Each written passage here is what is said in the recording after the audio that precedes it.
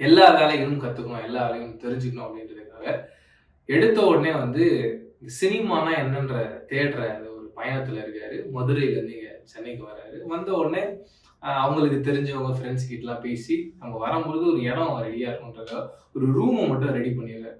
அங்க வந்துட்டு first of all வந்து இந்த ஜூனியர் ஆர்டிஸ்ட்காக போறாரு. அந்த ஜூனியர் ஆர்டிஸ்ட்டா போகும்போதும், அங்க பெரிய வருமானம்லாம் கிடைக்காது. அப்படி இருக்கும்போது எல்லா வேலைகளும் தெரிஞ்சுக்கணும் அப்படின்றது ஆசைப்படுறாரு. அப்படி ஒரு ஒரு வேலையா அவர் என்ன பண்றாருன்னா, ஃபர்ஸ்ட்டு செவருக்கு பெயிண்ட்லாம் அடிப்பாங்கல்ல, அந்த வேலைய பார்க்க ஆரம்பிக்கிறாரு. அதுக்கப்புறமா வந்து செட் அசிஸ்டன்ட்டா ஒர்க் பண்ண ஆரம்பிக்கிறாரு. அதுக்கப்புறம் மறுபடியும் நெறைய படங்கள்ல ஜூனியர் ஆர்டிஸ்ட்டா ஒர்க் பண்ணிட்டே இருக்காரு. எனக்கு அந்த ஜர்னிய பார்க்கும்போது 2 பேரும் கிட்டத்தட்ட ஒரே மாதிரியான டிராவல்ல இருக்காங்களோ அப்டின்ற ஒரு ஃபீல் இருந்தது. அடுத்து எனக்கு இவங்க 2 பேரும் எங்க கனெக்ட் ஆனாங்கன்னா, அவங்க எப்படி அந்த அவங்க இருந்த ஊர்லருந்து பிரேக் பண்ணிட்டு இங்க வராங்க.